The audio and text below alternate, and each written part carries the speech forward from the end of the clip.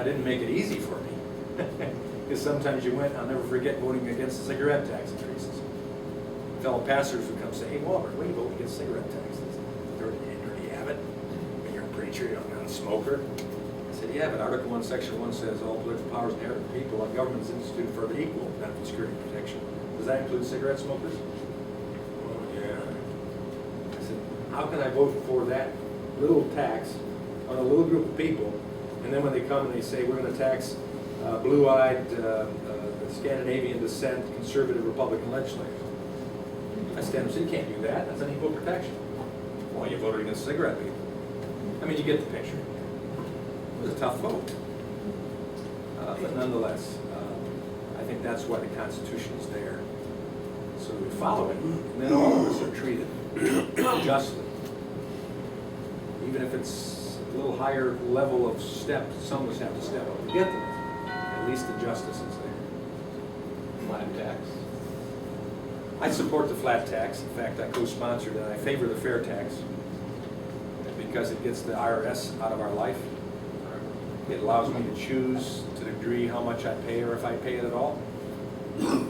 It's not regressive in any way, and it isn't what the flat tax is. That, if you remember, the flat tax is what our present tax started as. And then politicians always trying to find a way to curry favor amongst this group with this exemption and that reduction, and this. All of a sudden, we have what we have now with a tax code that stands that tall. We can't understand it. So, anything that would do away with the confusing, unfair, unequal tax code we presently have, that's restricting society's growth, I will support. God's done all right on 10% time. Pardon? God's done all right on 10% time. And he'd like more times. They got the sales tax. That's the fair tax, the national sales tax. I don't, it's not a VAT tax, it's not a value-added tax, it's a straight sales tax on consumption and not on production. So it does away with all federal taxes, including income tax, FICA, and any business taxes. It does away with it. So when you build a new home, you don't pay the tax until the first sale. It's the same with a car. You're not taxed on the lug nuts and the transmission parts. Tax is paid at the first sale. But then you buy the used car, you don't pay the tax. It's been paid already. Because of that, it's spread over a larger population. Even the drug pusher, when they buy the new Lexus, will pay the tax. The trouble with fair taxes, it's a bit confusing when you go to the components that takes the government out of taxation.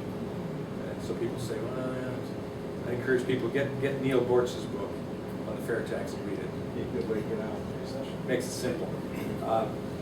Steve Forbes and his group, Freedom Works, has endorsed me. And of course, Steve Forbes is a flat tax guy. And again, as I've talked with Steve, I've said, I like the flat tax. Simple little card, fill it out, 10%, whatever it is, send it in. That's pretty cool, but then you have to have discipline amongst legislators to make sure that you don't start adding to it as well. So, yes?